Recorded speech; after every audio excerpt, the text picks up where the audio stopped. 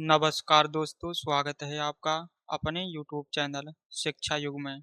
दोस्तों, आज के इस क्लास में आप सभी को भारतीय संविधान के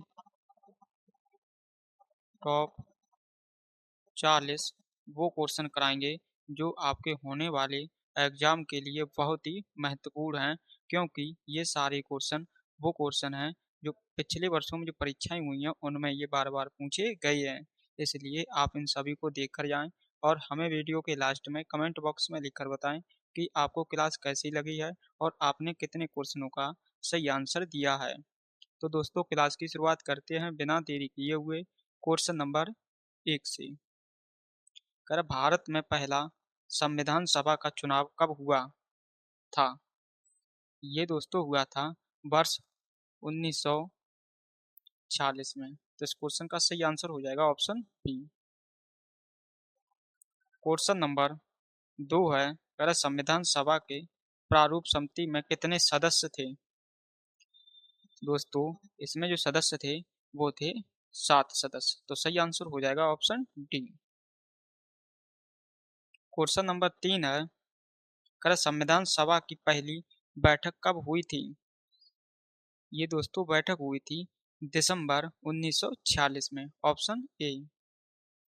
क्वेश्चन नंबर 4 है, कर भारत के संविधान सभा के मसौदा समिति के अध्यक्ष कौन थे? ये दोस्तों अध्यक्ष थे जो मसौदा समिति के वो थे doctor Bhimrao Ambedkar, option D. अगर आपको क्लास पसंद आए तो आप इस क्लास को लाइक करें और अपने दोस्तों के साथ भी शेयर करें। क्वेश्चन नंबर 5 है, कर प्रांतीय संविधान समिति की अध्यक्षता किसने की थी? ये दोस्तों अध्यक्षता जो की थी वो की थी सरदार वल्लभ भाई पटेल ने, ऑप्शन बी। इन्हीं को लौह पुरुष के नाम से भी जानते हैं। क्वेश्चन नंबर 6 है, कह रहा है भारत का संविधान किसके द्वारा हस्त लिखित है? ये क्वेश्चन एग्जामों में बार बार पूछा जाता है, इसलिए आप लोग इसे विशेष ध्यान रखें। जिसका सही आंसर हो जाएगा Prem Behari Narayan Raizada, option C. Question number 7 है, भारतीय संविधान का जनक किसे माना जाता है? आप लोग हमें आंसर कमेंट बॉक्स में लिखकर बताएं। ऑप्शन ए में है राजेंद्र प्रसाद को, बी में बाल गंगाधर तिलक को, सी में जवाहरलाल नेहरू और डी में डॉक्टर भीमराव अंबेडकर। तो दोस्तों, जो भारतीय संविधान का जनक माना जाता है वो माना जाता है डॉक्टर भीमराव अंबेडकर को, ऑप्शन डी। क्वेश्चन नंबर 8 है हमारा, कर भारत में हर साल संविधान दिवस किस दिन मनाया जाता है? दोस्तों, जो संविधान दिवस है ये हर साल मनाया जाता है 26 नवंबर को, ऑप्शन सी। क्वेश्चन नंबर 9 है, कर भारत के संविधान के द्वारा किस प्रकार की नागरिकता प्रदान की जाती है? जो आप लोगों को क्वेश्चन करा रहे हैं प्रत्येक क्वेश्चन आपके होने वाले एग्जाम के लिए बहुत ही महत्वपूर्ण है। तो दोस्तों, इस क्वेश्चन का जो आंसर सही हो जाएगा वो हो जाएगा एकल नागरिकता, ऑप्शन ए। क्वेश्चन नंबर 10 है, कर भारत के सर्वोच्च न्यायालय का उद्घाटन सत्र कब हुआ था? ये दोस्तों हुआ था 28 जनवरी 1950 को, ऑप्शन ए। क्वेश्चन नंबर 11 है, कर किसी राज्य के राज्यपाल के रूप में नियुक्ति के लिए भारत के संविधान द्वारा निर्धारित न्यूनतम आयु क्या है? ये दोस्तों है 35 वर्ष। तो इस क्वेश्चन का सही आंसर हो जाएगा 35 साल, ऑप्शन बी। क्वेश्चन नंबर 12 है, कर निम्न में से कौन एक संवैधानिक निकाय नहीं है?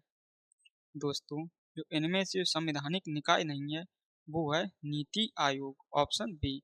इस आयोग का संविधान में उल्लेख नहीं है। वित्त आयोग का है, राष्ट्रीय अनुसूचित जनजाति का आयोग का है और चुनाव आयोग का भी है, लेकिन जो नीति आयोग है इसका उल्लेख संविधान में कहीं भी नहीं है। क्वेश्चन नंबर 13 है, कर भारत के संविधान में एकल नागरिकता की अवधारणा कहाँ से ली गई है? साथियों, जो एकल नागरिकता है इसकी जो अवधारणा ली गई है वो ली गई है यूनाइटेड किंगडम से, ऑप्शन ए।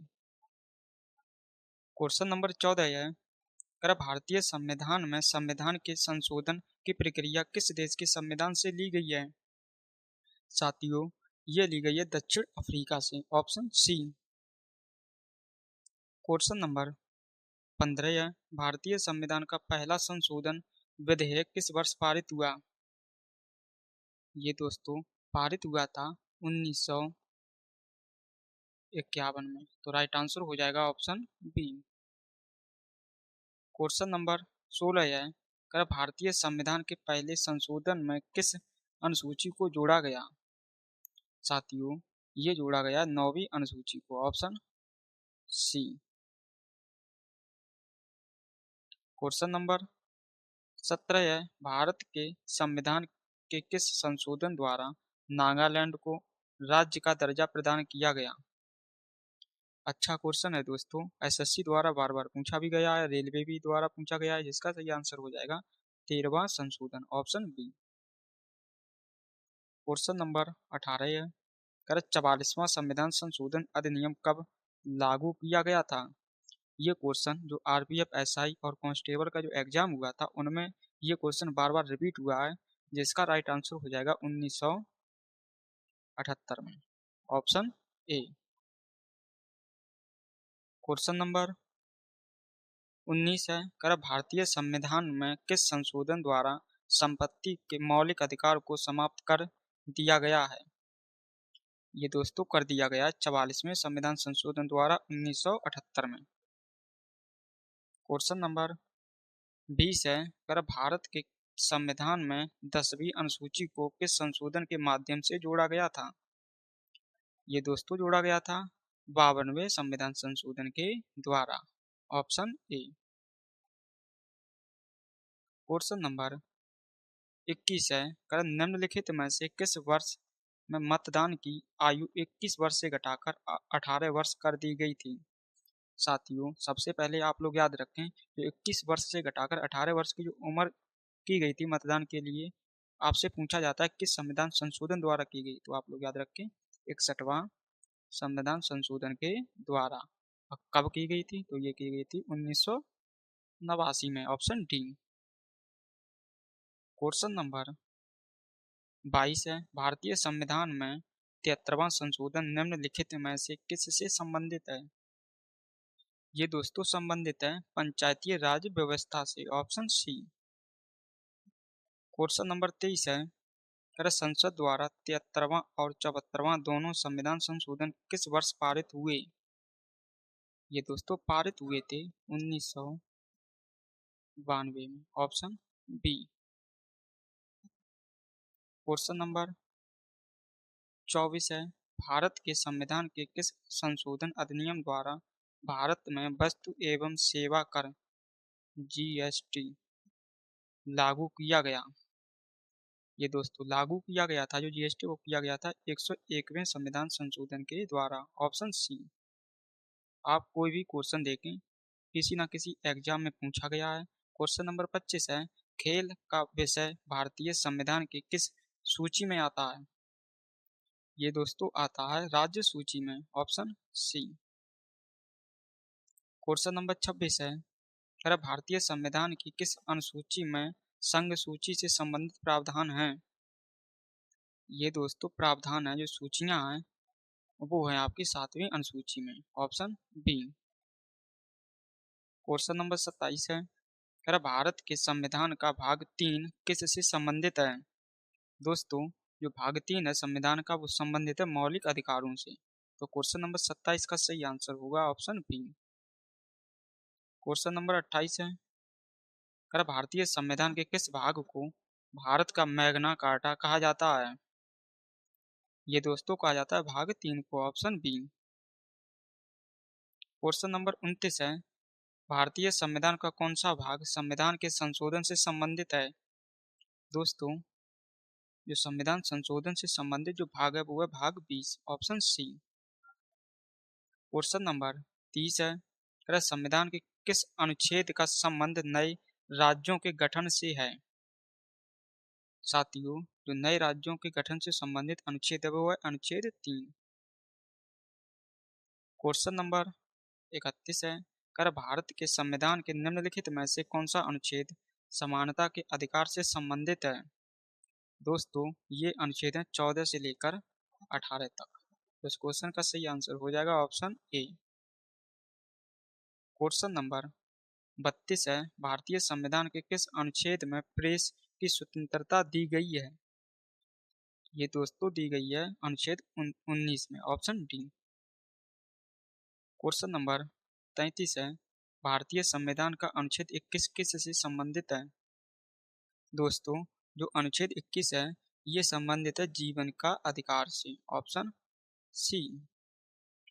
क्वेश्चन नंबर 34 है, कर भारत के संविधान का अनुच्छेद 21 से कौन सा अधिकार प्रदान करता है? आप लोग हमें बताएं, शिक्षा का अधिकार प्रदान करता है, गोपनीयता का अधिकार, या कार्य का अधिकार, या समानता का अधिकार? तो दोस्तों जो अनुच्छेद 21 से है ये अधिकार प्रदान करता है शिक्षा का अधिकार, ऑप्शन ए। क्वेश्चन नंबर 35 है, भारत के संविधान का कौन सा अनुच्छेद कुछ मामलों में बंदीकरण और कैद कैद से संरक्षण प्रदान करता है? ये दोस्तों अनुच्छेद हो जाएगा आपका अनुच्छेद 22, ऑप्शन बी। आप लोग हमें वीडियो के लास्ट में अवश्य लिखकर बताएं, अगर आप संविधान को पढ़ चुके हैं तो आपने 40 क्वेश्चनों में से कितने का सही आंसर दिया है। क्वेश्चन नंबर 36 है, भारतीय संविधान के किस अनुच्छेद में मानवों की तस्करी और जबरन श्रम पर रोक है? ये दोस्तों है अनुच्छेद 23 में, ऑप्शन बी। क्वेश्चन नंबर 37 है, भारतीय संविधान का अनुच्छेद 32 निम्न में से संबंधित है? दोस्तों जो अनुच्छेद 32 है ये संबंधित है संवैधानिक उपचार का अधिकार से, ऑप्शन डी। क्वेश्चन नंबर 38 है, कर अनुच्छेद 32 को भारत के संविधान का हृदय और आत्मा किसने कहा है? ये दोस्तों कहा है बी.आर. अम्बेडकर ने, ऑप्शन बी। क्वेश्चन नंबर 39 है, कर भारतीय संविधान के किन अनुच्छेदों में राज्य के नीति निर्देशक तत्वों का उल्लेख है? ये दोस्तों अनुच्छेद है अनुच्छेद 36 से 51 तक, ऑप्शन सी। क्वेश्चन नंबर 40 है, भारतीय संविधान का कौन सा अनुच्छेद न्यायपालिका को कार्यपालिका से अलग करता है? ये दोस्तों अनुच्छेद है अनुच्छेद अनुच्छेद 50। इस क्वेश्चन का ऑप्शन बी राइट आंसर होगा। दोस्तों आप लोगों को हमने संविधान के टॉप 40 वो क्वेश्चन करा दिए हैं जो परीक्षाओं में बार बार पूछे गए हैं और आपके होने वाली परीक्षा के लिए ये क्वेश्चन महत्वपूर्ण थे। अब आप लोग हमें कमेंट बॉक्स में लिखकर बताएं कि आपको क्लास कैसी लगी है। क्लास पसंद आई हो तो क्लास को लाइक करें और अपने दोस्तों के साथ इसे शेयर करें। तो दोस्तों इन्हीं बातों के साथ इस क्लास को यहीं समाप्त करते हैं। आपको मिलते हैं नेक्स्ट क्लास में, तब तक के लिए आप सभी को जय हिंद, जय भारत।